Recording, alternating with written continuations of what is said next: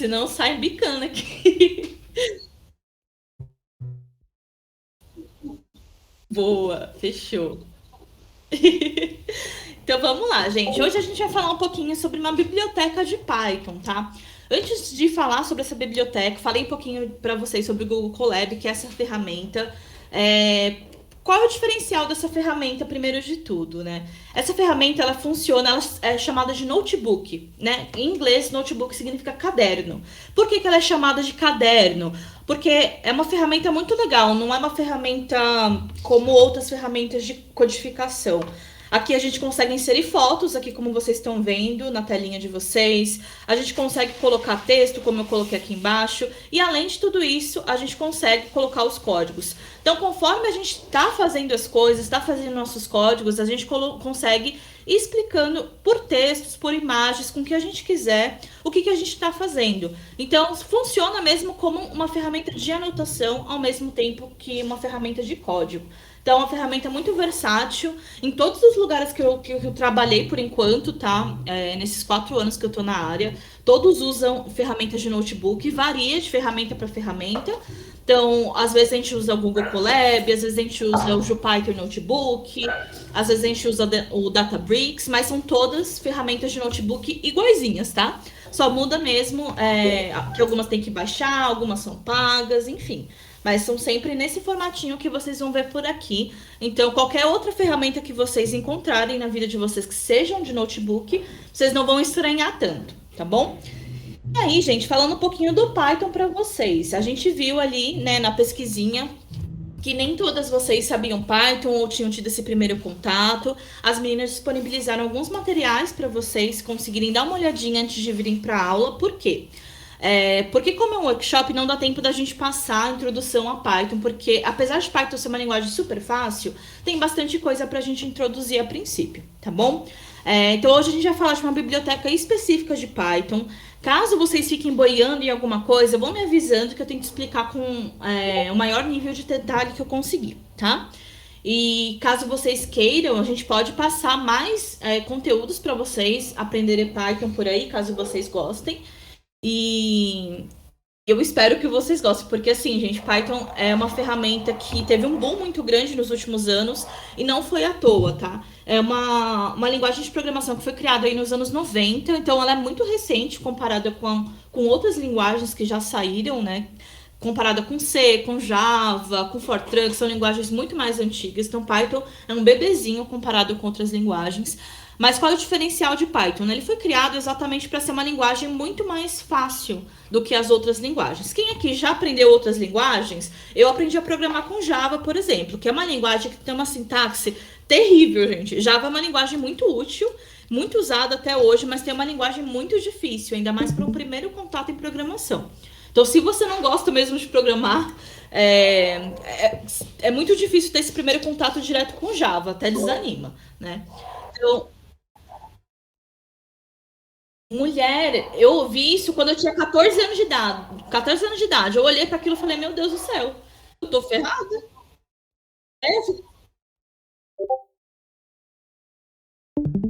Eu tenho tatuagem, minha filha. Eu fiz uma tatuagem de Python, gente. Tanto que eu gosto desse negócio. Vocês terem noção. Eu juro, eu tenho uma tatuagem aqui no braço com um código em Python. Gente, Python é tudo na vida. É tudo. E Python, então, ele tem essa abordagem assim, de ser uma linguagem bem mais fácil do que as outras, né? E mais fácil em que sentido? Todas as linguagens de programação geralmente são feitas em inglês, né? Porque é a linguagem aí mais comum no mundo e tudo mais. Então, o Python tem essa proposta de ser mais próxima do inglês falado. Então, vocês vão ver várias palavras aí que, se vocês souberem um pouquinho de inglês ou se vocês forem pesquisarem no Google Tradutor, vocês vão conseguir entender.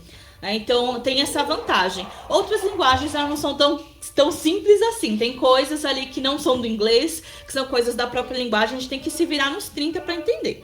Então, Python é uma linguagem muito legal. E tem uma comunidade muito grande também. Tem uma comunidade gigantesca, gente, de verdade. Assim, uma comunidade que ajuda a construir mesmo a linguagem. Gente que pesquisa bug, que ajuda a consertar, que ajuda a criar biblioteca. Comunidades que se ajudam. Então tem o PyLadies, que eu acho que algumas meninas aqui possam fazer parte. Eu tô lá. Então, é um grupo bem legal aí que está ao redor do mundo inteiro. Então, tem vários grupos voltados para o ensino e para o suporte de Python aí ao longo do mundo.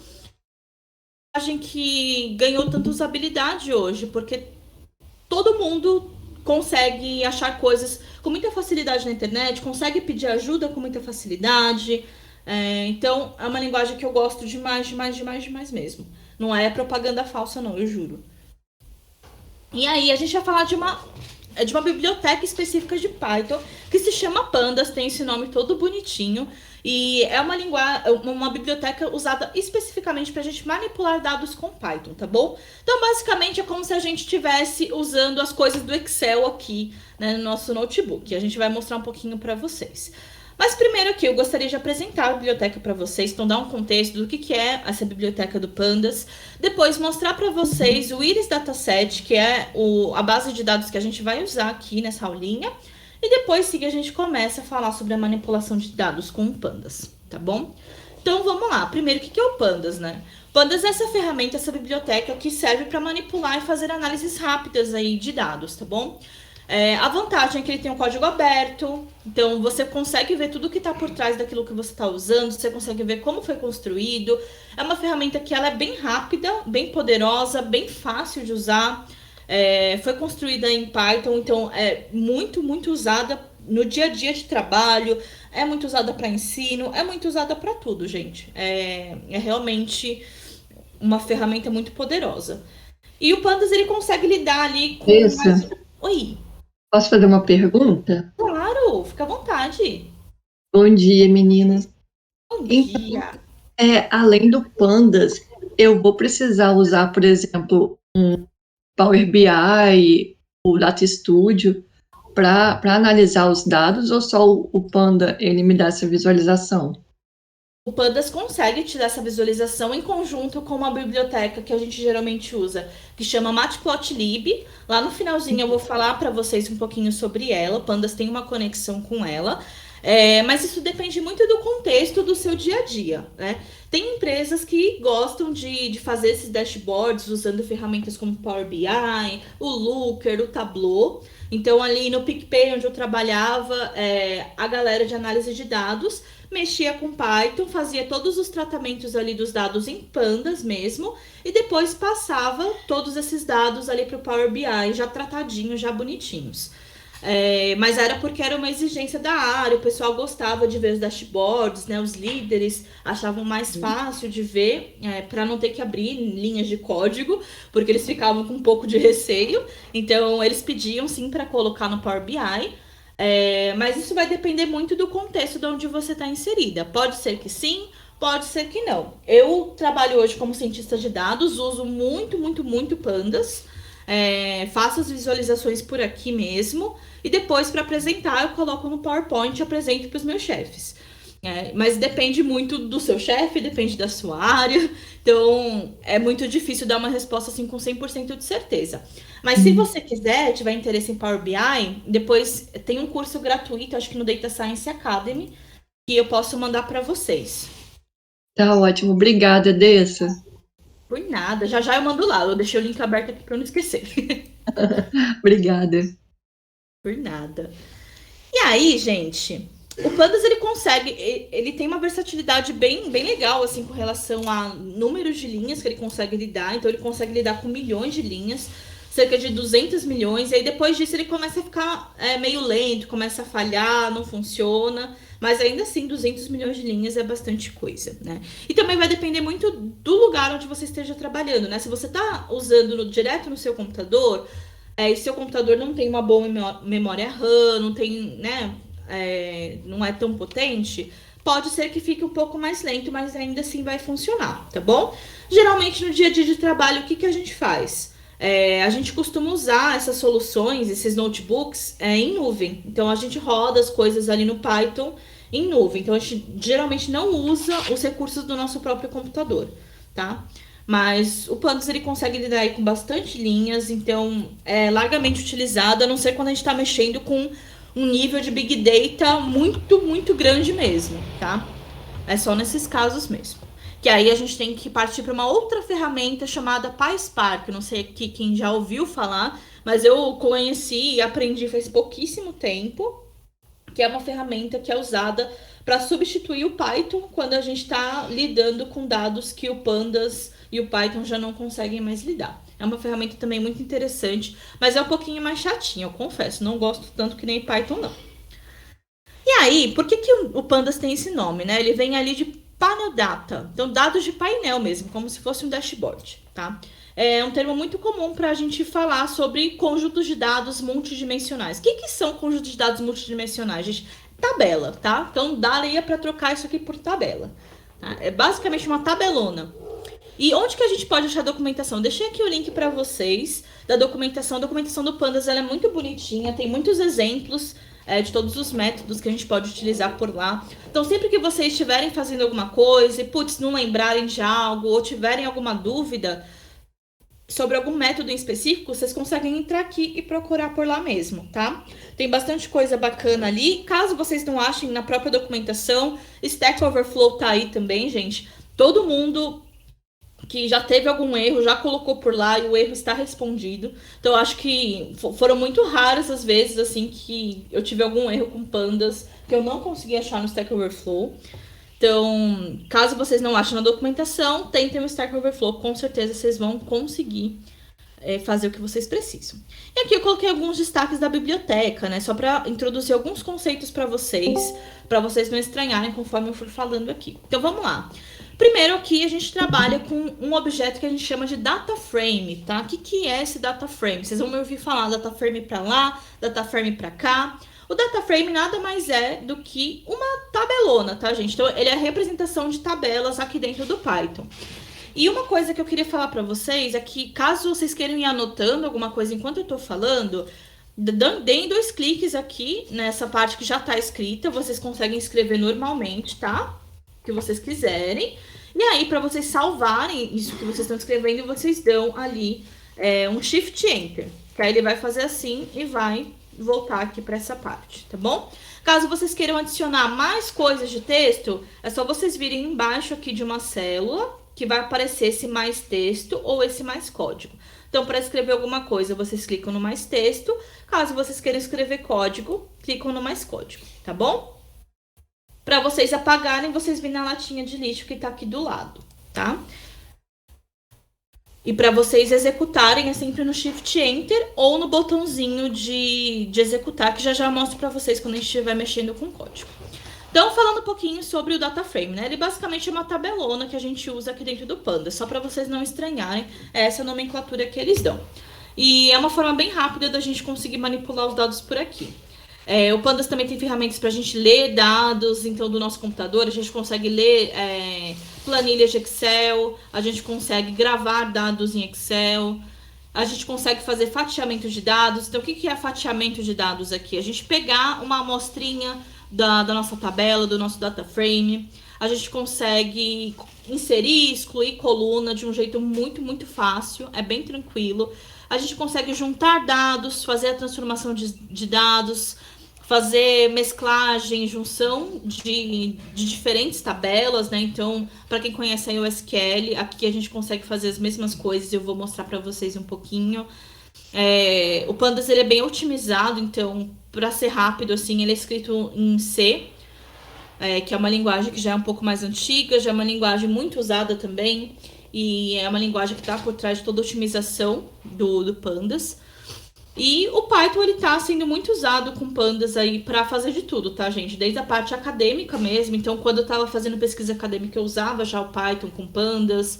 E agora, no mercado de trabalho, ele tá sendo amplamente utilizado também. E agora, vamos falar um pouquinho do dataset que a gente vai usar. Sempre que eu der essas pausas longas é porque eu tô bebendo água, tá, gente? Não estranha, não. Então, vamos falar do Iris Dataset, gente. O que é o Iris Dataset?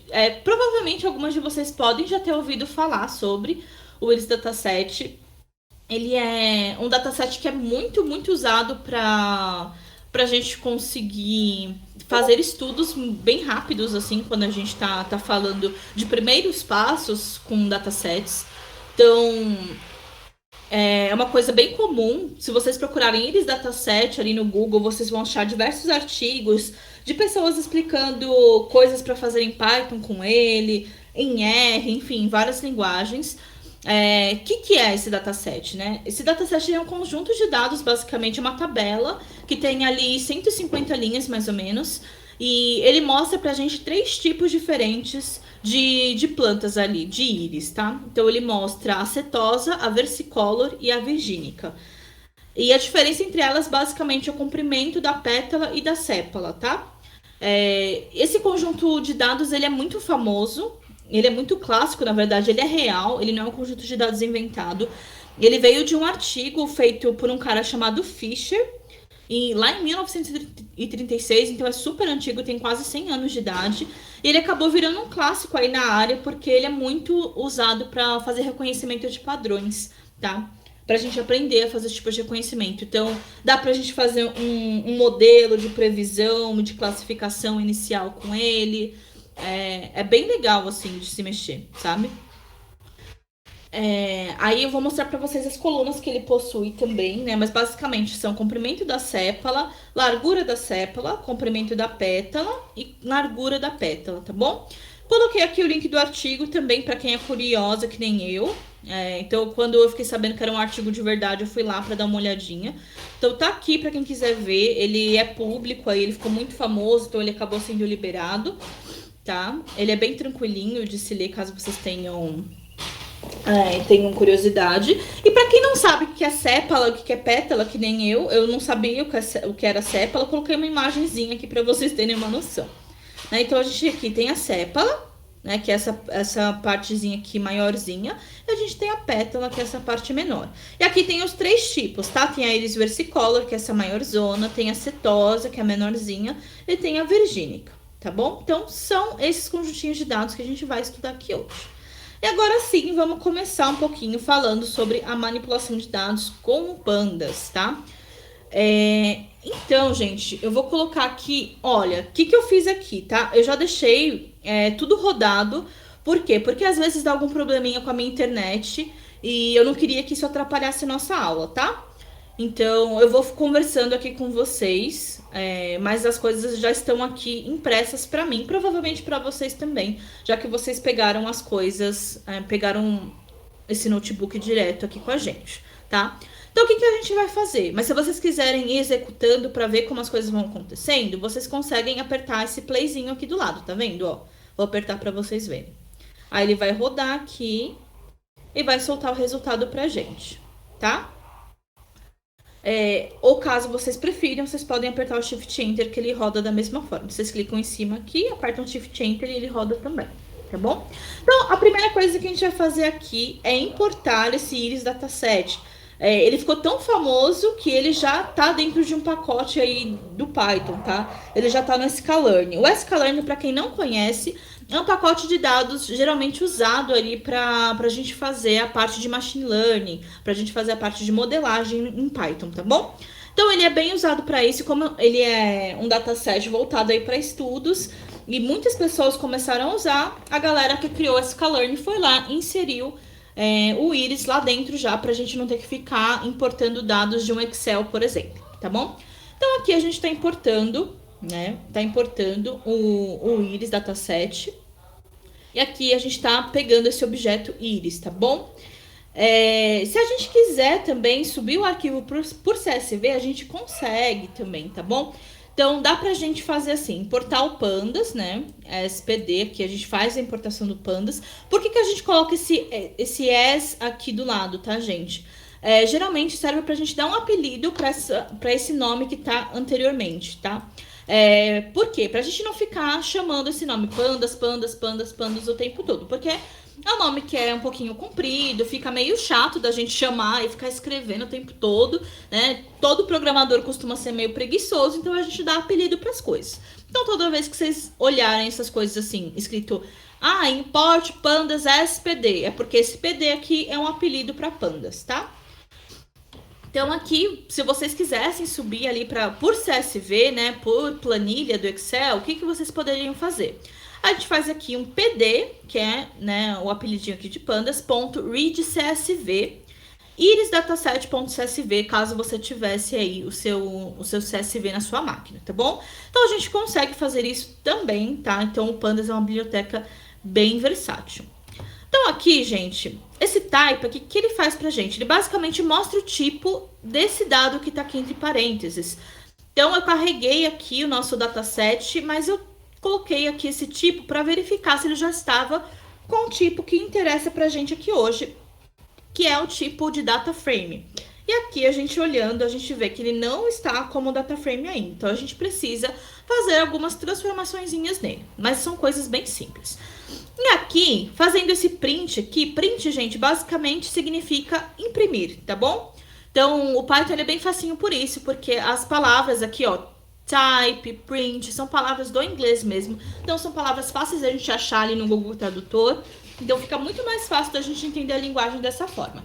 Print significa imprimir, para quem não conhece. Então, o que eu estou pedindo para ele imprimir? Eu quero que ele imprima o nome das features, ou seja, o nome das nossas variáveis que estão aqui no Iris, tá bom? No nosso Iris Data Frame. Então, aqui, como eu mostrei para vocês lá em cima, tem o comprimento da sépala, né? Lente é comprimento, tá? Sepal é sépala. Tem aqui a largura, o width é a largura da sépala. Comprimento da pétala e largura da pétala, tá bom? E aqui eu coloquei a imagem novamente para a gente relembrar, porque, gente, eu não fazia a menor ideia, né, do que era sépala, nunca tinha ouvido falar, só fiquei sabendo quando eu comecei a pesquisar coisas do Iris, tá bom? E aí, eu coloquei aqui um print também, uma impressão dos targets, né, do nome dos targets. Então, eu disse para vocês que o Iris ele é muito usado para a gente fazer o nosso primeiro contato, às vezes, com a parte de machine learning, de modelos de classificação. Né? Hoje a gente não vai falar sobre isso, mas talvez seja uma ideia aí até para um próximo workshop, para falar um pouquinho sobre modelagem mesmo, entrar mais a fundo nessa parte de data science. Então, eu mandei aqui imprimir o nome dos targets. Então, a gente vai ter 150 linhas nesse nosso dataset, e cada uma das linhas vai pertencer a um tipo dessa planta. Então, algumas linhas vão ser da setosa, algumas linhas vão ser versicolor e algumas linhas vão ser virgínica, tá bom? E cada uma delas tem suas características, tem comprimentos de pétala e sépala e larguras de pétala e sépala diferentes, tá bom? E agora, a gente vai pegar e vai transformar o nosso dataset de fato num Pandas Data Frame, tá bom? Então, a gente vai fazer isso com esse códigozinho aqui, tá? Então, aqui tô importando novamente o Pandas, SPD, aqui tô dando um apelidinho para ele, e importando uma outra biblioteca chamada NumPy, tá? SNP, então dando um apelido para ela também. O que é a biblioteca do NumPy? Eu vou comentar aqui bem rapidinho, porque também não é o objetivo de hoje, mas o NumPy é uma biblioteca basicamente muito usada para a gente mexer com matemática em geral aqui no Pandas, no Python, tá bom? Então, o Python ele tem muita coisa já implementada, que já está aqui na linguagem. Então, a gente consegue fazer vários tipos de coisas usando o NumPy, tá? Uma biblioteca bem forte aí para matemática, junto com a biblioteca Math, que é de matemática também, tá bom? Então, o Python tem várias bibliotecas diferentes e que são muito úteis e que a gente acaba usando em conjunto com Pandas, tá? Então, aqui eu tô fazendo um pd.dataframe, ou seja, tô pegando um Pandas dataframe, que é o nome da nossa tabela, tá? Sempre que eu falar data frame, pensem numa tabelona de Excel. Então, ok, quando eu coloco data, o que eu tô querendo dizer com data? Olha, os dados da minha tabela vão ser essas coisas que eu estiver falando aqui. Então, eu tô pegando todos os dados aqui do nosso Iris, que a gente pegou ali em cima, e o target também do Iris, para eu saber a qual planta, né, cada uma das linhas pertence, tá bom? Então, esse np.c, o que ele faz, gente? Ele basicamente concatena, ou seja, junta duas listas, dois arrays, tá bom? Dois conjuntos de dados diferentes. É só por isso que eu tô usando ele por aqui, tá? E aqui eu tô pegando as colunas, tô colocando o nome das colunas, tá? Então, eu peguei esses nomezinhos aqui, tá? Que eu já tinha impresso aqui em cima. Então, eu mandei ele usar esses nomes para as colunas. Mas o último nome para species. O que vai ser esse species? De espécie mesmo. Então, vai ser o nome da nossa coluna que vai dizer se as plantas são setosas, se são versicolor, se são virgínicas, tá bom? Vai dizer pra gente qual é a espécie das nossas plantas. Basicamente isso. Então, fazendo isso aqui, a gente já tem o nosso Pandas Data Frame, tá bom? E antes da gente começar, gente, aqui eu atribuí, né, pro nosso objeto aqui chamado DF, esse nosso Pandas Data Frame, tá? DF, basicamente, vocês vão ver bastante vocês pesquisarem coisas sobre pandas na internet, porque geralmente ele é uma palavrinha mais curta, um apelidinho para Data Frame, né? DF, tá bom? Então, sempre quando a gente está estudando coisas relacionadas, a gente chama de DF, tá? Então, antes de começar, eu queria mostrar para vocês qual a diferença de duas coisas que vocês vão ouvir muito falar quando vocês forem pesquisar coisas sobre pandas, coisas sobre Python, que é o data frame e a parte do series também. O que são esses? O data frame eu já expliquei para vocês, mas o que é esse series, né? Tem uma diferença entre os dois e eu vou mostrar um pouquinho para vocês sobre isso, tá? Então, posso te interromper um pouquinho? Claro, pode sim. Deixa eu te perguntar, ali em cima, quando você faz essa questão de features e de target, isso só é possível porque esse é um dataset que ele já está presente no Scikit-Learn. Isso, perfeito. Se fosse um dataset externo, aí a gente é que teria que definir o que são as features e o target, né? Isso, exatamente, perfeito. Se a gente tivesse subido por CSV, que nem eu mostrei ali em cima, aí seria um trabalho um pouquinho mais manual. Ah, sim. Não, tá bom, então, obrigada. Por nada, a gente definiria ali quais são as colunas que a gente quer, qual que é a nossa variável target, mas é tão simples quanto aquilo ali, acho que é até mais fácil. É bem tranquilinho, depois se vocês quiserem eu posso mostrar pra vocês. Então, gente, eu falei já pra vocês, né, que o data frame basicamente é uma matriz bidimensional. O que é uma matriz bidimensional? É uma tabelona, então é uma coisa que tem várias linhas e várias colunas diferentes, tá bom? Então, a gente tem os índices para as linhas e os índices para colunas. E o que é esse series aqui, que vocês vão ouvir bastante falar também conforme vocês forem pesquisando? O series basicamente é uma matriz unidimensional, tá? O que significa ser uma matriz unidimensional? Significa basicamente que eu estou pegando uma coluna apenas aqui do nosso data frame como um todo. O data frame é a tabela e a series aqui seria apenas uma coluna dessa tabela, tá bom? Então, sempre que eu falar de series aqui com vocês, eu vou estar falando de uma única coluna. Sempre que eu falar de data frame, eu estou falando sobre o conjunto de dados como um todo, tá bom? Então, aqui eu estou checando para verificar... Isso. Oi. Mais uma dúvida. Pode falar. O data frame é como se fosse um banco de dados? Isso, exatamente. Perfeito. Ah, então eu consigo fazer aquelas operações do SQL no data frame. Você consegue, eu vou mostrar um pouquinho, algumas operações são semelhantes no SQL aqui. Então, a gente consegue fazer soma, fazer agrupamento, fazer junção das coisas, é bem parecido. Ah, tá. Obrigada, Dessa. Por nada. Então, aqui, gente, eu coloquei o tipo de novo, né? Então, eu coloquei esse type pra gente ver se realmente tá tudo certinho, né? Então, esse type aqui, ele vai mostrar o tipo desse nosso objeto que tá entre parênteses. Então, aqui, o que eu tô fazendo? Eu tô pegando o nosso DF e selecionando aqui... Opa!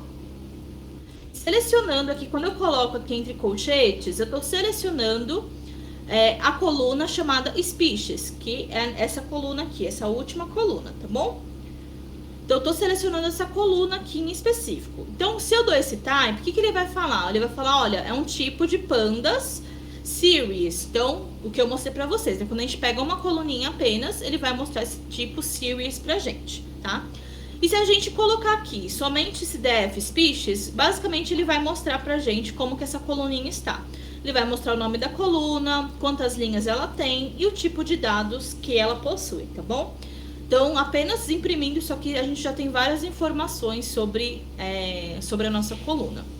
A gente também consegue criar um PD series se a gente quiser, tá bom? A gente faz um pd.series e entre parênteses a gente coloca aqui o nosso conjunto de dados se a gente quiser. Dá para fazer também. Aqui eu coloquei o tipo, né, do nosso DF para verificar se estava mesmo como um pandas data frame. E de fato ele veio, né? Pandas data frame, tá bom? A gente sempre olha aqui o finalzinho, porque aqui são coisas que são da própria linguagem. A gente sempre olha o comecinho, que é relacionado à biblioteca, e aqui o finalzinho, que é de fato o nome que a gente quer entender. Então, aqui está mesmo como Pandas Data Frame, tudo certinho, tá bom?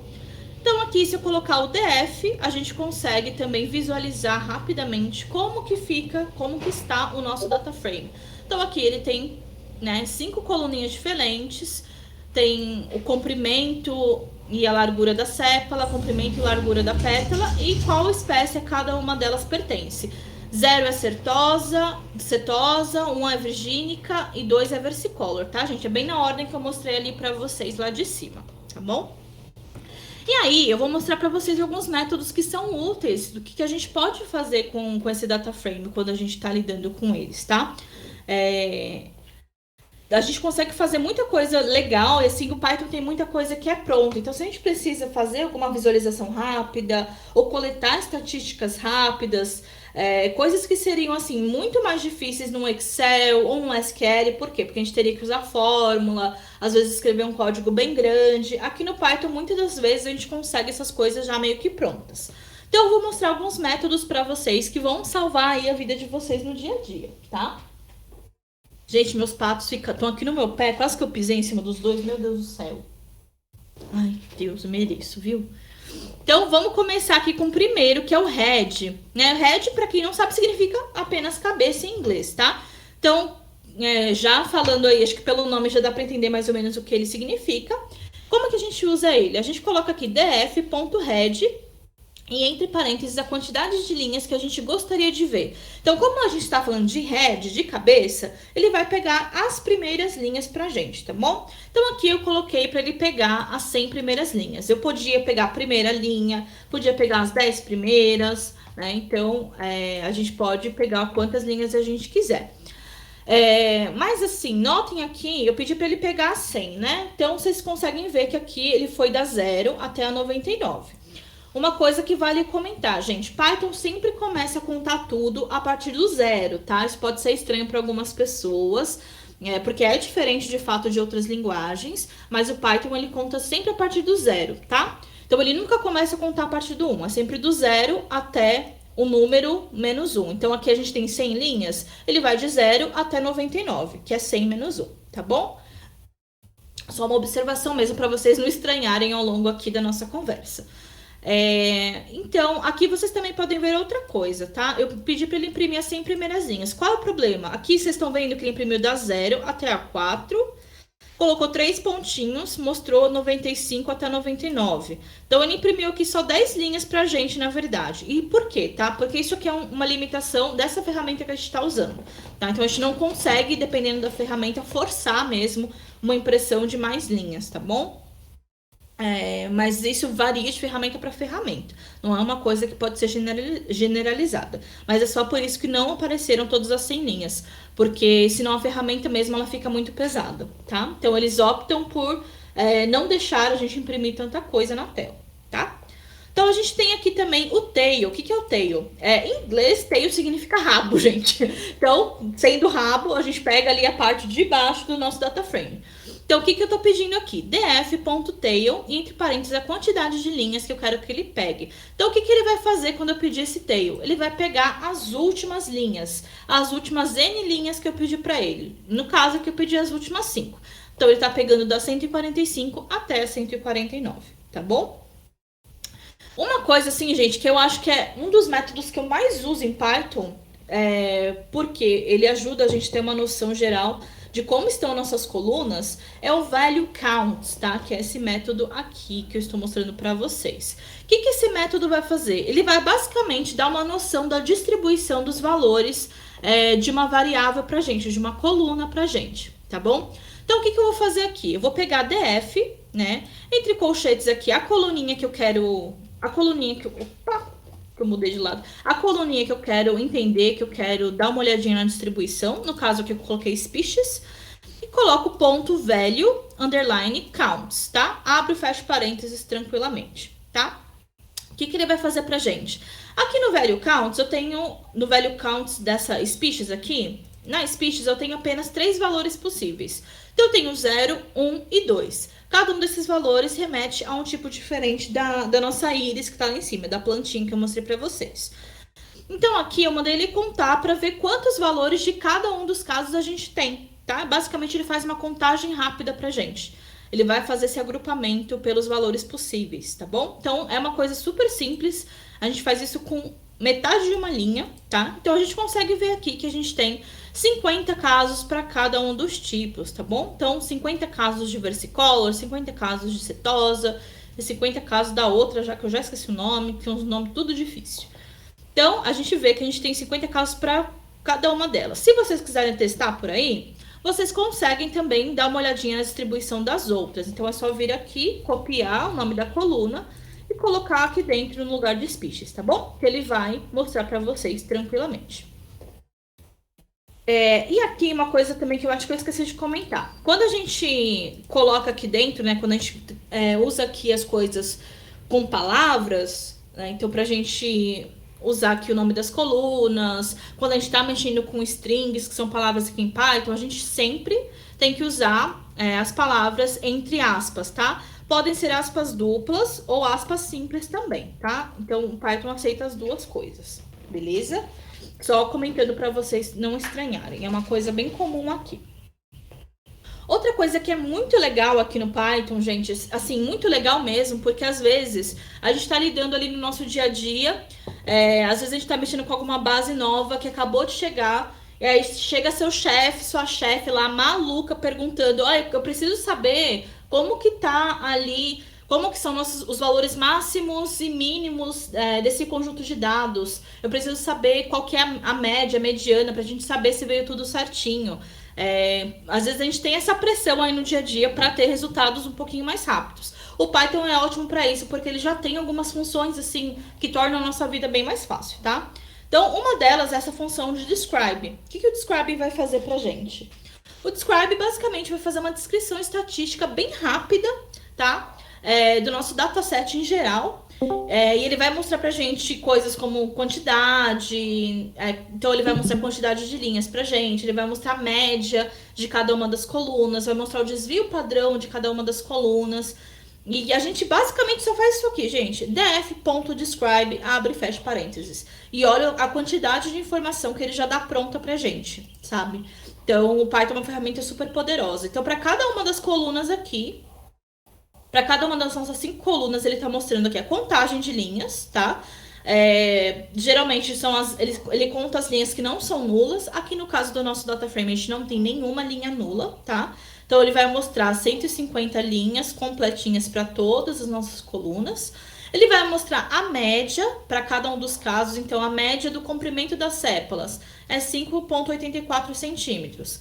A largura da sépala tem a média de 3,057 e assim por diante, tá bom? Aqui o STD, para quem não conhece, chama-se Standard Deviation, tá? Que é desvio padrão em inglês. Então, sempre que tivesse STD aqui, é Standard Deviation, que é desvio padrão. Então, ele vai mostrar o desvio padrão também para cada uma das nossas coluninhas. Esse min aqui é de minimum, tá? Então, ele vai mostrar o valor mínimo para cada uma das nossas colunas. Esse 25, 50, 75%, para quem não conhece, são ali os nossos quartis, tá bom? Eu não sei quem já ouviu falar sobre quartil, percentis, decis, enfim.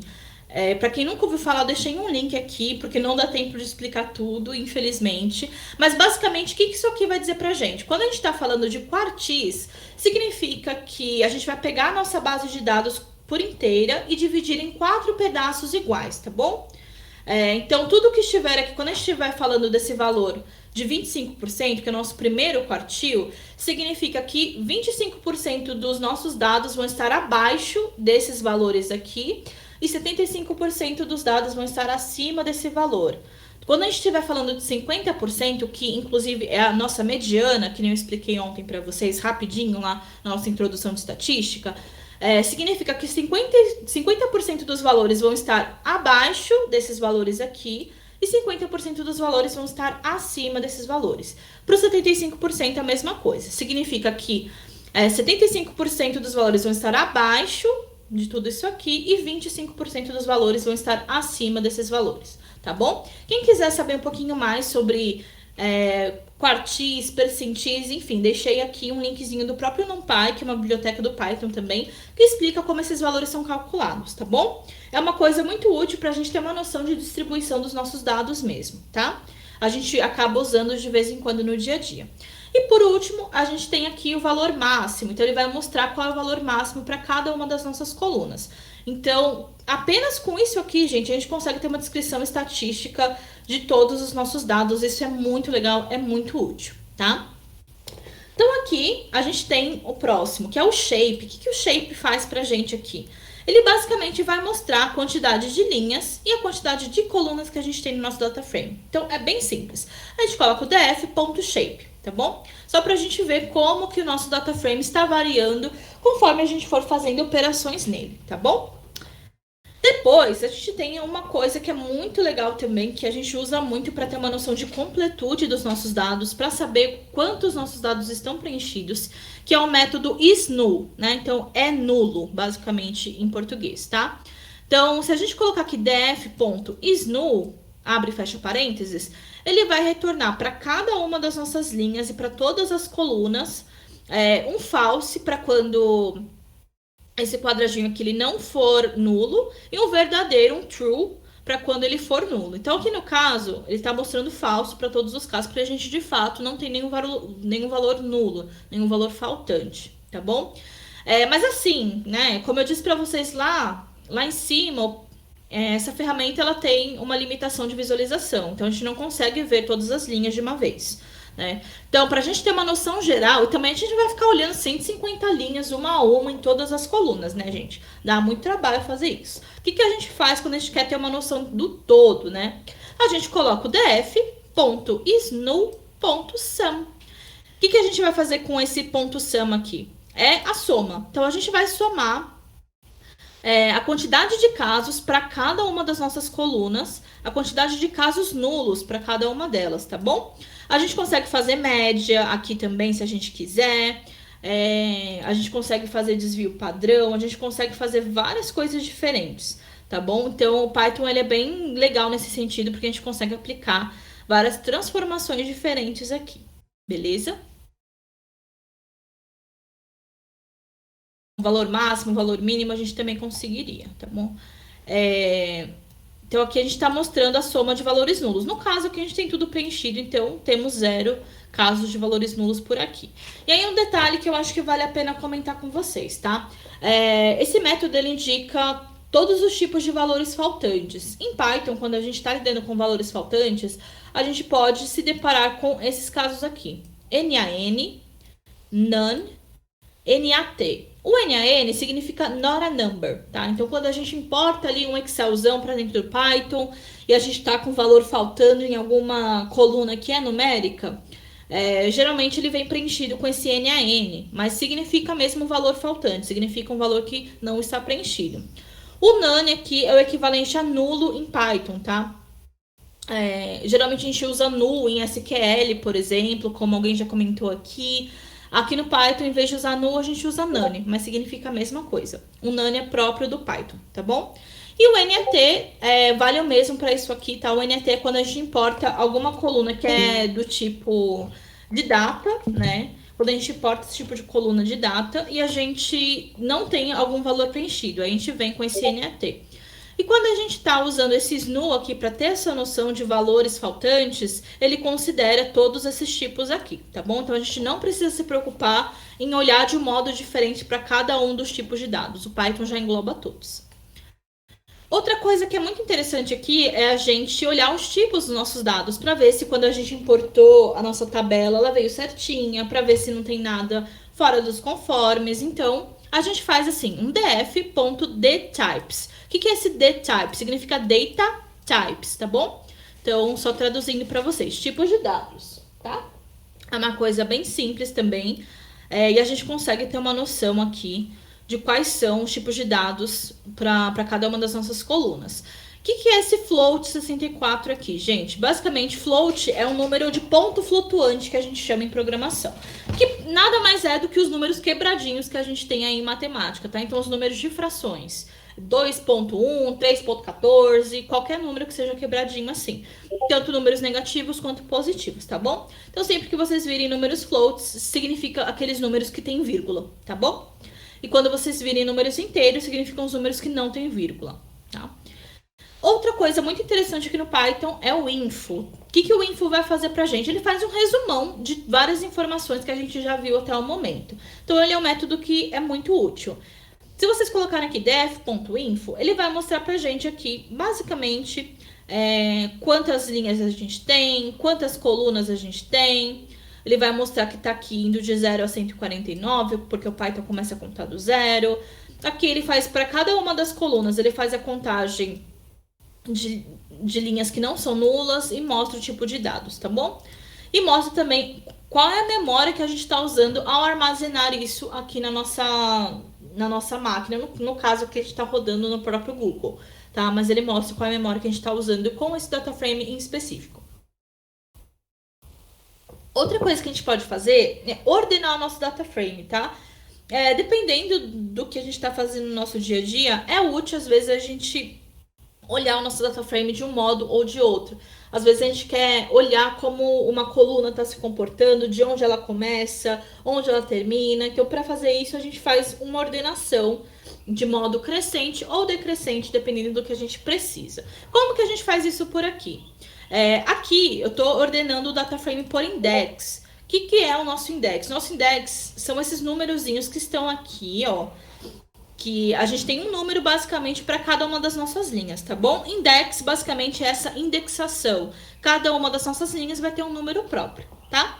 Então, colocando esse sort em inglês significa ordenar, tá?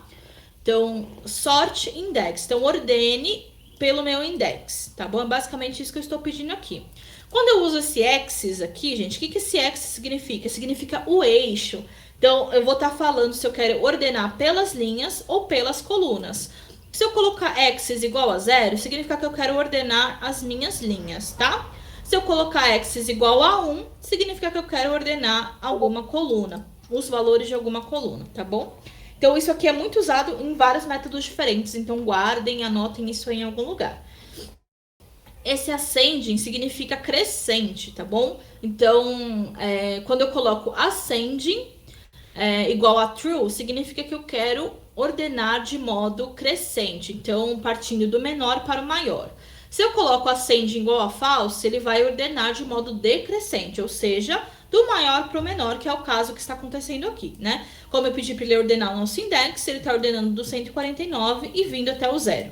Se eu colocasse igual a true aqui, ele ia do 0 até o 149, tá bom?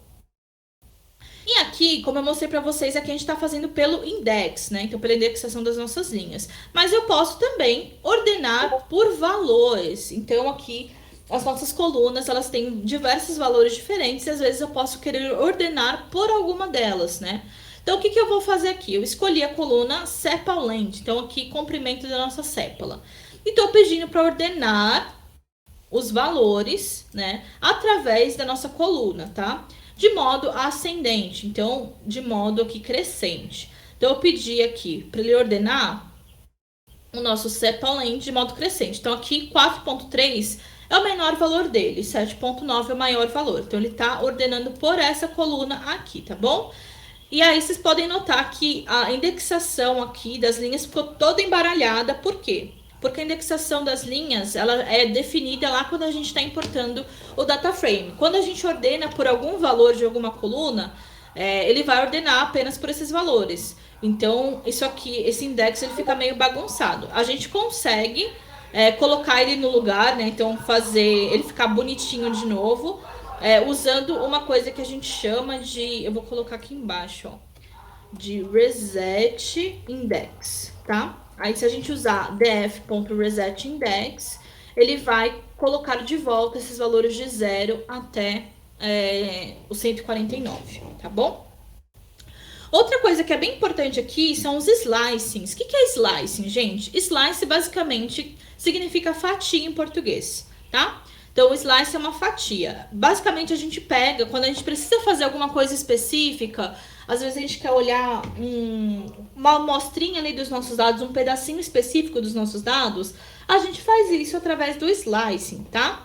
Então, a gente consegue pegar aqui. O que eu tô fazendo aqui? Eu tô pegando o nosso DF, entre colchetes, eu coloco aqui o index das nossas linhas, tá bom? Então, voltando aqui para esses index que eu mostrei para vocês. O que eu tô pedindo para ele fazer aqui? Para ele pegar o index da linha 10 até a linha 20. Por que eu falo até a linha 20? Porque o Python não conta esse número aqui. Ele vai até um número anterior. Então, aqui ele vai de 10 até o 20, tá? Então, ele pega as linhas até o 20, não até o 21, tá bom? Então, sempre que vocês quiserem, vocês pegam sempre essa linha a mais, tá? Então, aqui ele vai mostrar pra mim a linha de 10 até 20. A gente consegue fazer isso com qualquer conjunto que a gente quiser de linhas, tá bom? Então, isso é útil para quando a gente quer estudar algum pedacinho ali dos nossos dados. Outra coisa que a gente consegue fazer aqui com Python são excluir as linhas e as colunas, né? Então, também aí a gente consegue lembrar de SQL ou de outras linguagens, a gente usa o... Opa, o que eu fiz aqui? A gente usa o drop, tá? Joguei uma lista aqui, meu Deus. Então, a gente usa o drop, tá bom? Então, aqui a gente tá vendo o nosso data frame, eu imprimi ele aqui pra gente. Então, mostrando aqui para vocês como que a gente usa o drop nesse caso.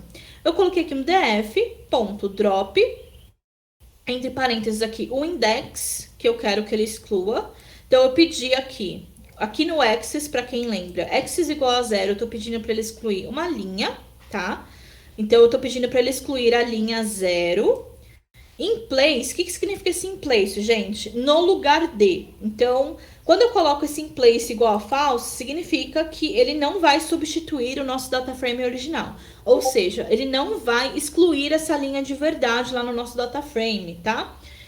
Se eu colocar esse in place igual a true e rodar essa linha aqui, o nosso data frame perde por completo a linha 0 e eu não consigo recuperar. Só consigo recuperar se eu fizer toda a leitura do data frame de novo, tá bom? Então, tem que tomar muito cuidado com esse in place aqui, tá? E aqui, então, eu consigo excluir a linha dessa forma.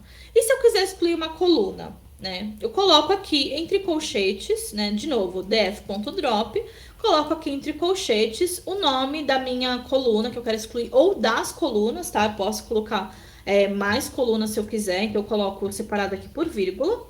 O axis, né, se vocês bem lembram, é igual a 1, porque eu tô falando de coluna. O in place aqui, eu vou colocar como falso para, de novo, ele não substituir ali o meu data frame original, tá bom? E é tão simples quanto assim. Se vocês quiserem excluir mesmo, aí vocês colocam aqui como true, tá? E é tão simples quanto isso, é bem facinho da gente fazer isso. Quando a gente vai filtrar os nossos data frames, né, se a gente quer trabalhar com algum conjunto específico aí de valores, o que a gente faz? Eu criei um novo data frame aqui que chamei de data frame nosso df underline filtrado. Como que eu vou fazer esse filtro aqui? Basicamente, eu vou pegar nosso df, abrir o colchete. Esse abrir e fechar parênteses não precisa, tá? Eu coloco por mania mesmo que eu tenho, mas não precisa aqui nesse caso. Dá pra deixar assim, ó. Então, eu coloco df, abro colchetes, df de novo e seleciono a coluna que eu quero filtrar, tá bom? Então, o que eu tô falando aqui pra ele? Eu quero que você pegue a coluna sepal length, então comprimento da sépala, cujos valores sejam maiores ou iguais a 7. Basicamente isso. E aí eu tô usando aquele reset index que eu falei pra vocês lá em cima. Esse reset index, basicamente, vai resetar aqui a indexação das nossas linhas, se elas ficaram embaralhadas, tá? Então, se elas ficaram embaralhadas e isso tá me incomodando, eu posso usar esse reset index, ele vai desembaralhar as linhas para mim, tá bom? Mas voltando aqui pro filtro, eu quero todos os valores do comprimento da sépala que sejam maiores ou iguais a 7. Então, eu gerei um outro data frame, tá? Só pra gente não substituir o nosso original. E aqui eu tô fazendo, usando value counts que a gente aprendeu lá em cima, tá? Pra verificar o quê? Se realmente ele só tá com valores aqui maiores ou iguais a 7. E funcionou, né? Ele só tá com valores maiores ou iguais a 7. Então, deu tudo certo. E agora, vamos supor que eu queira trabalhar ali com valores, com comprimentos de sépala maiores ou iguais a 7, igual aqui. E também a largura da sépala maior do que 3. O que eu faço? Vou fazer aqui a mesma coisa. Vou fazer um df, abrir o colchetes. Nesse caso aqui, gente, eu sempre coloco parênteses, por quê? por boa prática de programação mesmo, tá? Quando a gente está lidando com várias condições ao mesmo tempo, então aqui no caso a gente tem duas condições, quando a gente tá, isso pode chegar assim, eu já cheguei a fazer coisas que tinham 10, 15 condições diferentes, se a gente não coloca os parênteses aqui para abrir e fechar cada condição, a gente se perde no meio do caminho e acaba fazendo alguma cagada. Então por isso que eu já peguei o costume de sempre colocar os parênteses em torno de cada uma das condições separadamente, para eu mesma não me perder, porque eu sou meio doida, eu esqueço às vezes o que eu faço, então eu tenho que deixar bem bonitinho assim para eu mesma não errar, tá? Então fica aí a dica de boa prática mesmo de programação. Então, o que eu tô fazendo aqui? Tô pedindo, abrindo o colchete, pedindo, olha, eu quero o comprimento da sépala que seja maior ou igual a 7 e aqui a gente usa o E comercial, tá bom? Então esse Ezinho aqui, cuja a largura da nossa sépala seja maior do que 3. Então, ele vai fazer um filtro duplo, tá? Ao mesmo tempo. Então, o que eu vou fazer aqui? De novo, vou usar o value counts para ver se funcionou. Então, eu vou falar assim, olha, dá uma olhadinha para mim no meu comprimento da sépala, faz o value counts deles, para eu ver se realmente eu só tenho valores maiores ou iguais a 7. Aqui, beleza, funcionou, só tenho valores maiores ou iguais a 7. Aí, notem que aqui tinham mais valores, né? Aqui a gente fez o mesmo filtro ali de maior ou igual a 7, aqui tinha mais valores, aqui apareceram um pouquinho menos. Por quê, gente? Porque aqui eu fiz um filtro duplo, tá, no nosso data frame. Então, alguns daqueles valores ali sumiram. Por quê? Porque a largura da sépala de alguns desses valores aqui, provavelmente eram menores ali do que 3, tá? Então, não estranhe, é só por isso mesmo. Mas funcionou, esse filtro aqui foi certinho, só temos valores maiores ou iguais a 7. E agora eu vou olhar a largura aqui da nossa sépala para ver se de fato só tem valores maiores do que 3. E a gente tem mesmo, só temos valores aqui maiores do que 3. Então deu tudo certinho, tá bom?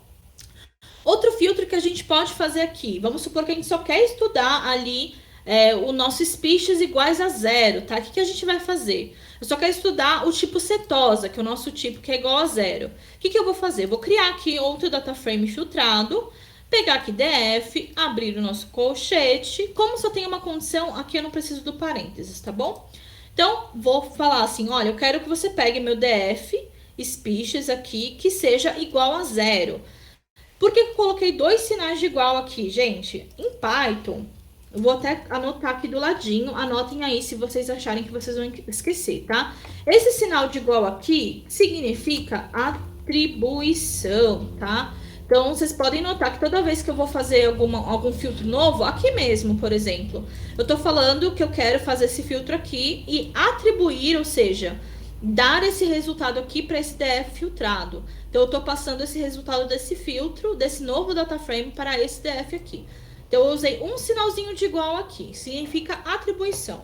Quando eu uso dois sinais de igual, aí sim significa teste de igualdade, tá bom? Então, aí sim eu tô testando se um valor é igual a algum outro. Então, aqui eu tô pegando todos os valores da minha coluna species que são iguais a 0. Então, aí sim eu uso esse sinal, esses dois sinais de igual, tá bom? Então, não estranhem, em Python é assim, tá? Só essa observação para vocês não estranharem. Então, aí, de novo, usando o value counts para verificar se deu certo. Então, sim, deu certo, ele só pegou aqui os valores das species que são iguais a 0, tá bom? E aí eu posso dar uma olhadinha nesse meu DF filtrado, né? Posso ver aqui que os species, realmente só temos species iguais a 0, e eu posso ver como que estão os outros valores por aqui, tá? E aí, gente, eu posso também querer estudar diversos valores diferentes de uma mesma coluna, tá? Então, eu quero estudar dois valores específicos da minha coluna de largura de sépala. Como é que eu faço isso? Estou fazendo aqui o DF filtrado de novo. DF, abre colchetes. Aqui estou escolhendo a coluninha que eu quero, tá? Que é a nossa largura da sépala. O que eu vou fazer? Olha, eu quero estudar a largura da sépala, que é 2.3 e 3.2 especificamente. Me pediram um estudo específico sobre esses dois valores e eu preciso só deles. Então, o que eu vou fazer? Eu vou fazer assim, esse is in, tá? O que é esse is in? Está em, tá? Está dentro de, tá bom? Então, eu sempre vou traduzindo assim para ficar mais fácil para nossa cabeça assimilar. Pelo menos para mim fica mais fácil. Então, eu vou testar assim, is in abro e fecho parênteses e coloco a listinha de valores que eu quiser olhar aqui dentro. Então, o que eu estou falando aqui? Eu estou vendo se os valores aqui da minha largura da sépola estão contidos dentro dessa listinha aqui. Então, ele vai pegar todos os valores de largura da sépola que são iguais a esses dois valores que eu coloquei aqui, tá bom? Então, se eu solto o value counts aqui de novo, dá para ver que deu certo, que ele só pegou esses dois valorezinhos. E aqui eu mostro o def filtrado para a gente ver que de fato ele só pegou aqui, ó, nessa coluna, só esses dois valores, tudo certinho. Outra coisa muito útil que a gente pode fazer aqui, que nem a gente faz em SQL, é juntar dois data frames, tá? Então, lá no SQL a gente usa o famoso join, né? Então, a gente tem o left join, right join, inner join. Aqui a gente também usa join, só que a gente chama de merge, né? Merge, para quem não sabe, é junção, é juntar mesmo, tá? É também uma palavra em inglês que serve para isso. Então, o que eu vou fazer aqui? Eu tô criando dois data frames diferentes para eu poder juntar depois. Então, o que eu tô filtrando? Olha, tô pegando esse data frame 1, eu quero pegar só essas duas coluninhas aqui do nosso data frame original. Então, eu quero pegar o comprimento da sépola e a coluna species, tá? Então, eu só peguei, imprimi aqui, só peguei essas duas colunas, tudo certinho. E nosso data frame 2, eu tô pegando a largura da sépola e a nossa coluna species também, tá? Então, o nosso data frame 2 está assim com essas duas colunas que eu pedi. O que a gente vai fazer? Eu vou criar um terceiro data frame juntando aqueles dois ali de cima que eu criei, tá bom? Para quem não conhece os joins aí da vida, gente, para quem nunca teve contato com SQL, eu sugiro bastante que vocês olhem esse link que eu deixei aqui, tá? Por quê? Porque esse link vai mostrar pra gente como que funciona, como que a gente faz esses joins. O que eles significam ali a fundo, né? Porque como a gente tá no workshop, infelizmente, não dá tempo de explicar tudo. Mas para quem tiver curiosidade, quem nunca tiver visto, clique nesse link aqui que ele vai mostrar o que significa um left join, o que significa um right join, um inner join, tá? Então, deem uma olhadinha porque é muito útil. A gente usa bastante no dia a dia para juntar tabelas diferentes, tá bom? Então, como que funciona aqui em Pandas? Eu tô criando um terceiro data frame que vai ser assim. Eu vou falar assim, olha, faz um merge para mim do data frame 1 com o data frame 2, tá? Esse how aqui significa como. Então, significa como eu quero que ele faça essa junção.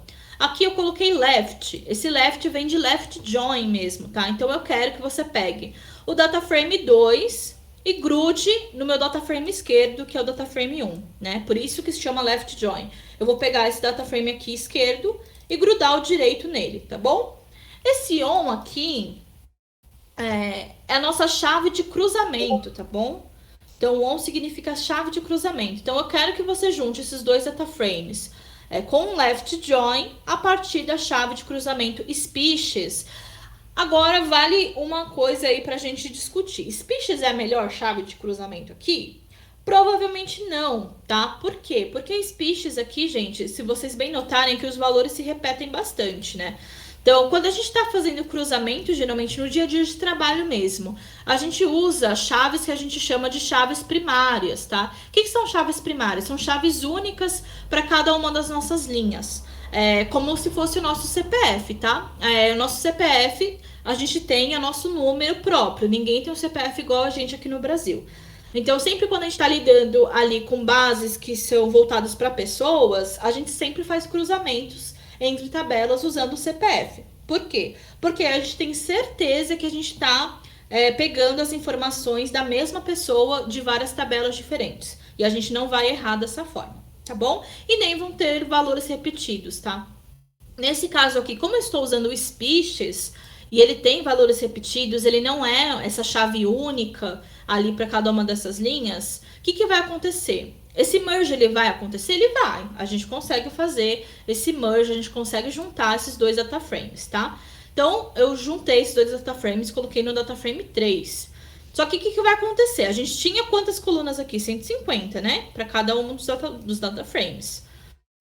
Olha aqui com quantas colunas ele ficou. Com quantas linhas ele ficou, quer dizer. Ficou com 7.500. E por que isso, gente? Porque essa chave aqui, ela não é única. Então, ele vai fazer várias repetições, tá? Então, toda vez que a gente tiver aqui um species igual a 0. E toda vez que a gente tiver aqui um species igual a 0, ele vai juntar todas essas linhas. E de novo, repetindo para o 1. Toda vez que aqui tiver species igual a 1, toda vez que aqui tiver species igual a 1, ele vai juntar todas essas linhas. Então, vai causar várias repetições, tá bom? Um modo de evitar isso, sendo que a gente não tem uma chave aí que seja primária, a gente não tem um CPF para as plantas, a gente não tem nada assim. Como que a gente poderia ter feito esse join aqui? De um outro modo, garantindo que não ia ter repetição de linha. Eu podia colocar aqui para ele fazer o cruzamento pelo index das linhas, né? Então, aqui as linhas, elas têm o index delas bonitinhos, né? E é único para cada uma das linhas. E como eu fiz o filtro dos dois dataframes pelo mesmo dataframe original, então as linhas realmente são equivalentes, né? A linha 0 aqui é equivalente a essa linha 0, tá? Então, o que eu poderia ter feito aqui para evitar essas repetições? Ter colocado aqui df1.index igual a df2.index, tá bom? Então, ele ia fazer esse cruzamento aqui pelo index desses dois. E aí, seria um jeito de prevenir que essas repetições acontecessem, tá?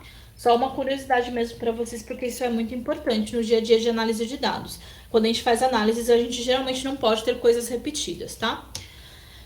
Outra coisa que eu falei para vocês ontem, que é a nossa amostragem, né? Eu falei para vocês que geralmente, quando a gente está lidando com um conjunto muito grande de dados, não tem como a gente estudar tudo, ou às vezes a gente nem precisa estudar tudo.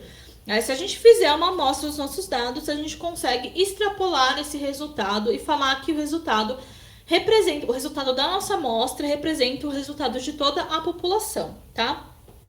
Como a gente faz a amostra aqui em Python? A gente faz utilizando o sample. O que o sample vai fazer pra gente?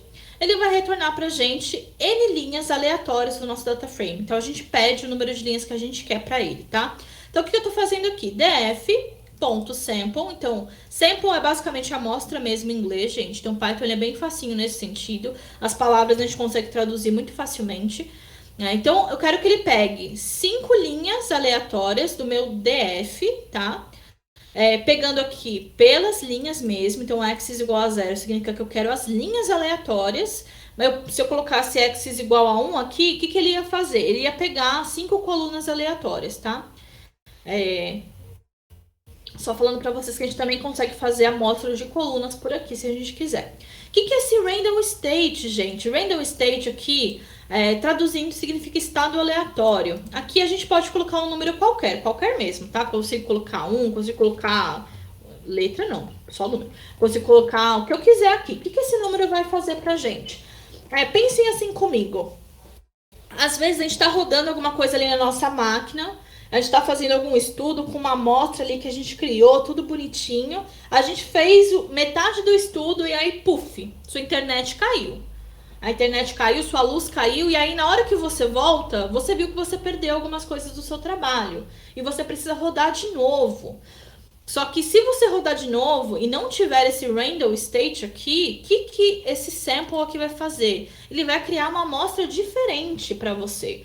E isso, quando a gente está fazendo estudos, não é bom, tá, gente? Sempre quando a gente está fazendo estudos, a gente precisa manter a amostra igual do começo até o fim do estudo. A gente não pode mudar a amostra, tá bom? Porque aí significa que os nossos resultados não vão ser válidos, né? Porque a gente teve uma mudança de amostra durante o estudo. Então, esse random state aqui, esse estado aleatório, garante pra gente que mesmo que a nossa internet caia, mesmo que dê pau aqui na ferramenta que a gente está usando, se a gente rodar de novo essa amostra, esse sample aqui, vão vir as mesmas 5 linhas que eu estou pedindo, tá bom? Então, esse random state serve para isso, tá? E por último aqui, a gente está quase chegando no final, tá bom, gente? Aqui a gente tem o group by, tá? Também é um grande conhecido aí de quem conhece o SQL. O que o group by faz pra gente, gente? O group by ele é muito usado quando a gente quer agrupar os nossos dados de alguma forma. Então, vamos supor aí que a gente quer agrupar os nossos dados pela nossa coluna species, que é a nossa coluna final ali. E vamos supor que a gente quer tirar o desvio padrão ali da nossa coluna aqui, comprimento da sépala. Eu quero tirar, né, ali o nosso desvio padrão do comprimento da sépala, só que eu quero fazer um agrupamento pelo nosso species. Então, eu quero saber o desvio padrão do comprimento da sépala para cada um desses casos de species, tá bom? Então, eu faço isso utilizando esse group by. Então, ele vai pegar, esse group by, ele vai agrupar os nossos dados através do species. Então, ele vai pegar esses dados aqui. Todos os dados que forem iguais a 0, todos que forem iguais a 1 e todos que forem iguais a 2 e separar nesses 3 grupinhos diferentes, tá bom? Então, o agrupamento ele faz basicamente isso, separa nos grupinhos diferentes de acordo aqui com a coluna que a gente especificar para ele. E logo depois aqui, o que eu estou pedindo? Olha, depois de você agrupar através dessa coluna, eu quero que você tire o desvio padrão para cada um desses grupinhos aqui, 0, 1 e 2. Eu quero que você tire o desvio padrão do comprimento da sépala para cada um desses casos. Então, aí ele consegue dar esse desvio padrão pra gente para cada um desses casos, tá bom? Isso é bem legal, a gente consegue fazer isso com qualquer coluna que a gente quiser, tá bom? E acaba sendo muito útil no dia a dia, quando a gente quer ter uma noção de como duas coisas se comportam juntas. Então, aqui eu consigo ver como que o comprimento da sépala se comporta para cada caso do species, tá? Então, o group by ele é muito útil por conta disso. Outra coisa que a gente consegue ver aqui, que eu acho que é a última coisa antes da visualização de dados, é a correlação, tá bom? Então, a correlação em pandas, ela é muito usada, principalmente para quando a gente tá fazendo até seleção de variáveis para fazer modelos, né, de inteligência artificial, de machine learning. Para que a gente usa a correlação? O que significa alguma coisa ser correlacionada com a outra? A correlação, ela basicamente mede a dependência entre uma coluna e outra, tá bom? Então, ela vai ver o quanto as colunas são dependentes entre si, ou seja, o quanto as colunas são parecidas, digamos assim, tá bom? Sempre que a gente tiver um valor muito próximo de 1, significa que elas são altamente correlacionadas ou altamente parecidas. Aqui, quando a gente solta esse df.core, aqui, né, C-O-R-R, que é de correlation, de correlação, aqui a gente tá falando o quê? Olha, eu quero que você solte a correlação para mim de todas as colunas com todas as colunas. Então, ele vai soltar essa tabelinha pra gente aqui, tá? Ó, aqui na linha eu tenho a coluna comprimento da sépala, aqui na coluna, nessa parte aqui eu tenho o comprimento da sépala de novo. Então, o que ele vai fazer? Ele vai repetir todas as colunas aqui e todas as colunas aqui. E ele vai ver, a gente vai olhando aqui em cada quadradinho desse, a gente vai olhando a correlação de coluna por coluna, tá bom? Quando a gente tem correlação igual a 1, significa que as colunas são iguais, tá vendo? Ó, sepal length e sepal length, as colunas são iguais, então é igual a 1. Se eu olhar aqui, sepal width aqui também, então o valor aqui é igual a 1. Então, sempre que as colunas forem iguais, ou seja, nessa diagonal aqui, ó, notem que são todas as colunas, todos os valores da diagonal são iguais a 1. Por quê? Porque são sempre das colunas que são iguais, tá? Então, a gente sempre vai ter a diagonal igual a 1 aqui. E para os comprimentos aqui, a gente vai conseguir olhar, né, como que eles se comportam entre eles. O quanto de correlação que um tem com o outro. Isso é útil para a gente fazer, que nem eu falei, seleção de variáveis. É muito interessante, a gente costuma usar um método muito usado. Aqui tem vários métodos de correlação diferentes, tá? Então, a gente consegue usar outros métodos de correlação, cada um tem a sua especialidade. Aqui eu coloquei o método de Pearson, que é o método mais usado. Caso vocês queiram saber um pouquinho mais, eu coloquei também aqui um link, tá? Para vocês entenderem um pouquinho mais sobre coeficientes de correlação, o que eles significam e como que vocês utilizam eles aí no dia a dia, tá bom? Mas aqui no Python ele sai bonitinho pra gente. Por que eu coloco esses links aqui para vocês ao longo da explicação, gente? Porque, assim, Python é uma ferramenta muito, muito poderosa. Só que o que acontece? Para a gente realmente ser um bom profissional de dados, para a gente realmente ser uma boa profissional de dados, o que tem que acontecer? A gente tem que entender o que está por trás daquilo que a gente está fazendo, né? Não adianta só a gente executar tudo isso que eu estou mostrando aqui. Executar é super simples, a gente consegue pegar qualquer código da internet e sair aqui fazendo. Só que é importante a gente entender o porquê que as coisas são como elas são, tá bom? Então, sempre coloco esses links aqui para vocês darem uma lidinha depois, né? Lógico, não precisa ser tudo de uma vez.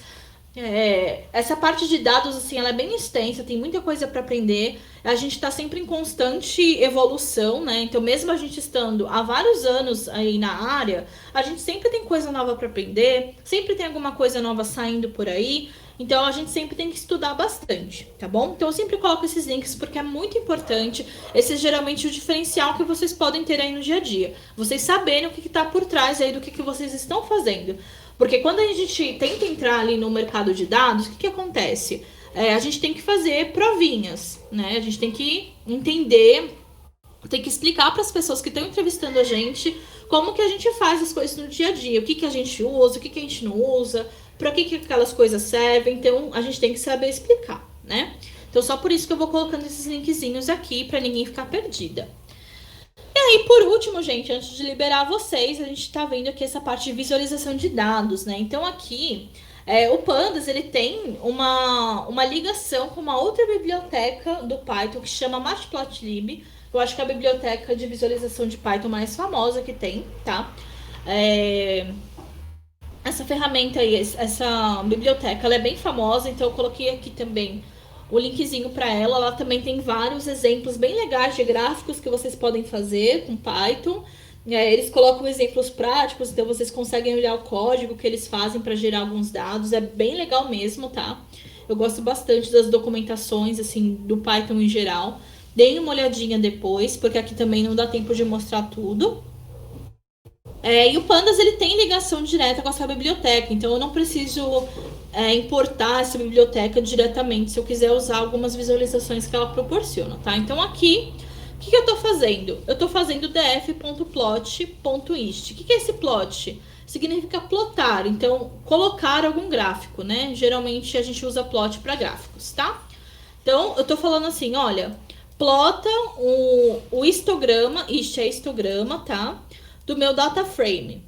Então eu quero que ele plote o histograma para todas as colunas do meu data frame, tá bom? Esse stack aqui significa empilhado, tá? Para quem não conhece. Quando eu coloco esse stack de igual a true aqui, significa que eu quero olhar todas as colunas ao mesmo tempo. Então ele vai colocar uma por cima da outra. Vocês estão vendo aqui várias cores diferentes, né? Cada uma dessas cores significa uma coluna diferente, como vocês podem ver aqui na legendinha. Então, o que o histograma vai dar pra gente? O histograma vai dar a frequência de resultados que a gente tem para cada um dos valores que estão no eixo X, tá bom? Então, ele vai mostrar a frequência para cada um desses valores. E aqui, cada corzinha significa uma coluna diferente, tá? Então, a gente consegue ter uma noção da distribuição dos nossos dados dessa forma, tá bom? A gente também consegue plotar um gráfico de dispersão. Eu mostrei para vocês esse aqui ontem, né? Então, o que o gráfico de dispersão ele faz pra gente, né? O gráfico de dispersão em inglês se chama scatter, tá? Então, só para vocês não estranharem. E aqui eu escolho o eixo X e eu escolho o eixo Y pra gente, tá? Eu posso escolher qualquer coluna que eu quiser. Então, aqui eu escolhi no eixo X o species e no eixo Y o comprimento da sépola. Então, o que esse gráfico de dispersão ele vai fazer? Para cada uma das linhas que a gente tem, ele vai colocar uma bolinha diferente, tá bom? Vocês podem achar que são poucas bolinhas aqui, mas acontece que tem muitas que são mais ou menos sobrepostas, tá? Mas pense que para cada dessas linhazinhas aqui que ele formou, para cada uma dessas linhas tem 50 casos, tá bom? Então, a gente consegue dar uma olhadinha aqui em como as coisas se comportam em conjunto e como duas colunas se comportam em conjunto, tá bom? Outra ferramenta que eu queria mostrar para vocês, caso vocês não queiram usar diretamente aqui o Matplotlib direto com Pandas, né? A gente consegue também importar as bibliotecas e usar normalmente, tá? Então aqui eu estou importando o Matplotlib SPLT, então de novo dando um apelidinho para ele, importando uma outra biblioteca chamada Seaborn, tá? Que eu chamo de SNS. Essas duas bibliotecas aqui acho que são as mais conhecidas do Python para a gente colocar gráficos, para a gente fazer gráficos aqui. A Matplotlib é a mais antiga, a Seaborn é um pouquinho mais recente, mas a Seaborn eu acho ela mais bonita. Ela tem várias paletas de cores diferentes para a gente usar. E a gente consegue gerar visualizações que são bem bonitinhas, tá? Então eu estou mostrando aqui para vocês algumas delas. Então eu estou colocando aqui, plotando aqui esse gráfico de scatter também para vocês a partir do Seaborn. Essa sintaxe dele é um pouquinho mais chatinha, tá? se vocês forem ali no... Se vocês escreverem Seaborn documentação, vocês também conseguem achar a documentação dele. E ele vai explicar ali na documentação o que significam cada uma dessas coisas, tá? Mas basicamente, o que eu estou fazendo aqui, gente? Eu estou fazendo um plot de um gráfico aqui de dispersão, tá? Estou colocando aqui um gráfico de dispersão, usando essas duas coluninhas aqui, tá? E fazendo... tipo, uma espécie de agrupamento aqui pela nossa coluna de species, tá? Então, eu consigo olhar os grupos aqui, né, para as nossas species. Dá para ter uma noção de como os grupos se comportam, tá? Então, aqui, tudo que é rosinha é para species igual a 0. Então, a nossa plantinha setosa. A gente consegue ver aqui que as plantas iguais a 1, iguais a 2, se misturam um pouquinho aqui, né, nos comprimentos de sépala e largura de sépala. Então acaba tendo uma misturinha aqui, é meio difícil de ver as duas de modo separado, mas a gente consegue ver que essa 0 aqui fica bem separadinha, tá bom? É só pra gente verificar aqui e dá pra agrupar através aqui do nosso species, tá bom? E aqui eu fiz a mesma coisa, só que com várias paletas de cores diferentes, para vocês terem noção de como que o Seaborn lida com isso. Então, quando a gente quer mudar a paleta, tem esse palette aqui, né? Então, a gente consegue também na documentação deles, tem lá a descrição de todas as paletas que eles possuem. E a gente consegue plotar com várias cores diferentes. Então, tem várias cores que são muito legais, que deixam os gráficos bem bonitos. Então, para quem gosta de fazer gráficos bem coloridos, bem bonitinhos, o Seaborn é uma ótima indicação para isso. E aqui a gente consegue mudar o tamanho do gráfico também com esse size, que significa tamanho mesmo, tá? Só um exemplo aqui para vocês darem uma olhadinha. Outra coisa que é muito legal aqui no próprio Seaborn, e também a gente tem isso no Matplotlib, tem também ali direto no Pandas, na conexão que ele tem com o Matplotlib. Inclusive o próprio Seaborn, ele é baseado no Matplotlib, né? Ele só muda um pouquinho as cores, ele tem uma formatação um pouquinho diferente, tá? Ele é outra biblioteca, mas também é baseado no Matplotlib, que é a mais antiga de todas. Então, o que eu tô fazendo aqui? Tô usando o SNS, que é o nome que eu dei ali pra nossa biblioteca, o apelidinho. E tô plotando um boxplot, tá bom? O que o boxplot ele vai falar pra gente? Primeiro, o que eu tô pedindo aqui? No eixo X, ele colocar o species, né? E no eixo Y, para ele colocar o comprimento da pétala pra gente, tá? Escolhi essa paleta aqui e falei para ele pegar os dados desse nosso data frame lá original. O que o boxplot vai falar pra gente, tá? O boxplot, ele vai basicamente dizer como que cada uma dessas categorias aqui, a rosinha, a verdinha e a azul, estão se comportando com relação ao comprimento da sépala, tá bom? Então, aqui de novo, o boxplot, gente, ele tem uma ligação muito grande com os quartis que eu mostrei, que eu citei para vocês ali em cima, tá? Deixei ali o link para vocês darem uma lida, mas basicamente vocês estão vendo essa linha que corta aqui o meiozinho de cada uma dessas figuras? Essa linha aqui significa a nossa mediana, tá bom? O que tá para cima aqui dela significa o primeiro quartil, o que tá para baixo tá abaixo do terceiro quartil, tá bom? E o que tá depois desses negócios, desses tracinhos aqui, tem alguns pontinhos que a gente consegue ver aqui, são os pontinhos que a gente chama de outliers, tá bom? Que são os pontos que estão fora dos nossos quartis, que estão fora ali do que a gente espera, tá bom? São pontos que não se encaixam tão bem na distribuição geral que a gente tem ali daquela coluna. Então, aqui a gente consegue ver sempre esse risquinho aqui no meio é a nossa mediana, e a gente consegue ver basicamente de onde até onde vão os valores ali de cada um desses casos, do 0, do 1 e do 2, tá bom? Então, a gente vê que aqui no caso do rosinha, os comprimentos vão de 1 e pouquinho até 2 e pouquinho. No caso do verdinho aqui, que é o nosso 1, ele vai de 3 e pouquinho até 5 e pouquinho. No caso do nosso 2, vai de 4 e pouquinho até 7 e pouquinho, tá bom? Então, a gente consegue ter uma noção geral da distribuição de cada uma das categorias. O boxplot ele é muito útil, tá? E aqui a gente também consegue fazer um plot aqui, ó, direto pelo nosso pandas mesmo, pelo nosso data frame. Se a gente colocar df.boxplot, eu quero que ele faça o boxplot pela species de todas as nossas colunas, tá? Então, ele vai pegar todas as colunas que a gente tem, além de species, e vai mostrar pra gente como que elas se comportam junto com species, tá? Então, cada um desses casos aqui, o primeiro sempre vai ser o species igual a 0, o segundo species igual a 1 e o terceiro species igual a 3. E aqui a gente tem um boxplot para cada uma das colunas, então eu consigo ver como que o boxplot varia ali para o comprimento de pétala, para largura de pétala, comprimento e largura de sépala também, tá bom? Então, olhando assim esses boxplots, a gente consegue ter uma noção de como que cada um dos tipos de plantas se comportam diferentemente, tá bom? Outro gráfico que também é muito usado pra gente ver isso, que eu acho um gráfico muito lindo, é o Violin Plot, que é esse gráfico de violino mesmo. Por que que ele tem esse nome? É um gráfico de densidade, tá? Então, por que ele tem esse nome? É porque, dependendo ali, quando a gente tem uma distribuição bem legal, ele fica com formato de violino mesmo, sabe? Então, é por isso que ele tem esse nome de Violin Plot. Basicamente, ele vai mostrar assim, quanto maiorzinho a gente tiver aqui essa nossa figura aqui de violino, quanto maior ela for aqui para o eixo X, mais concentração de dados a gente tem dentro desse valor aqui do eixo Y, tá bom? Então, aqui nesse gráfico rosinha, nessa figura rosinha, a gente tem aqui essa parte no eixo X dele tá bem grandinho, né?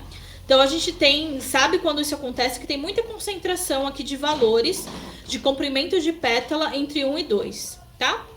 Aqui já na parte verde, na parte azul, eles já são mais bem espaçadinhos, eles já têm uma distribuição de valores que vão mais além, não ficam tão concentrados em um valor só, tá? Por isso que eles são mais compridinhos desse jeito. E, por último, gente, a gente consegue ver também o pair plot, tá? O que é esse pair plot aqui do SCNS, que é do Seaborn, tá? Esse pair plot, ele basicamente vai fazer vários gráficos ao mesmo tempo pra gente, tá? Usando sempre o species como agrupamento, então pra gente ver como as 3 categorias ali do species se comportam e usando todas as colunas do nosso data frame, tá bom? Então, o que ele vai falar pra gente? Olha, aqui ele sempre vai mostrar no eixo Y de qual coluna ele tá falando e o eixo X, onde que a gente vê, né? A gente não tá vendo nada aqui logo abaixo dos gráficos, a gente encontra aqui embaixo, tá vendo? Ó, a gente encontra aqui embaixo, então a gente sempre tem que olhar dessa forma. Então aqui, esse primeiro gráfico, a gente tem no eixo Y aqui, comprimento da sépala, e no eixo X, a gente olha aqui embaixo, comprimento da sépala também, tá bom? E assim por diante, a gente vai vendo desta forma aqui. E esse pair plot aqui é muito legal, porque ele mostra pra gente como a gente fazer uma análise bivariada, ou seja, de 2 em 2 variáveis, e como que a gente consegue olhar isso de um modo super rápido. Então, ele plota várias visualizações rapidinhas aqui pra gente, que dão uma noção bem legal de distribuição aqui dos nossos valores, tá bom? E aqui do ladinho tem a legenda. Então, essa parte rosinha clara é do species igual a 0, a parte roxinha clara, species igual a 1, e a parte de roxo escuro, meio azulado, é o species igual a 2. Então fica bem bonitinho, né? Ele mostra meio que um painelzinho pra gente, bem legal, pra gente ter uma noção de como as variáveis se comportam em conjunto, tá bom? Bom, gente, terminamos aí faltando 3 minutinhos, acho que era isso que eu tinha pra mostrar pra vocês. Eu sei que é bastante conteúdo, é bastante coisa, mas eu espero que tenha ajudado um pouquinho, pelo menos, a desmistificar esse pedacinho aqui do Pandas pra vocês. É lógico, em uma tacada só a gente não consegue aprender tudo que essa biblioteca tem para oferecer, nem o Python, então eu sugiro que vocês continuem aí pegando firme nos estudos. Python é uma linguagem assim que, se vocês se dedicarem bastante, ele gera muitos recursos para vocês, sabe? Vocês têm um retorno muito bacana, vocês conseguem várias oportunidades no mercado, vocês conseguem fazer muitas coisas legais, então eu indico bastante que vocês continuem usando Python. Eu vou mandar aqui no chat geral para vocês algumas aulinhas aqui que tem gratuitas no Data Science Academy. Tem de Power BI para quem gosta, para quem se interessa por essa área. Tem algumas introduções ali à ciência de dados, enfim. São cursos, alguns são curtinhos, alguns são mais extensos, mas são gratuitos. Deem uma olhadinha. Logo eu vou lançar alguns também e depois eu vou divulgando ali nas minhas redes sociais, caso vocês queiram ficar de olho. E é isso, gente. Acho que era isso que eu tinha para mostrar por hoje. Queria saber se alguém tem alguma dúvida, quer tirar alguma dúvida de alguma coisa. Estou super à disposição, tá bom? Deixa eu parar de compartilhar aqui.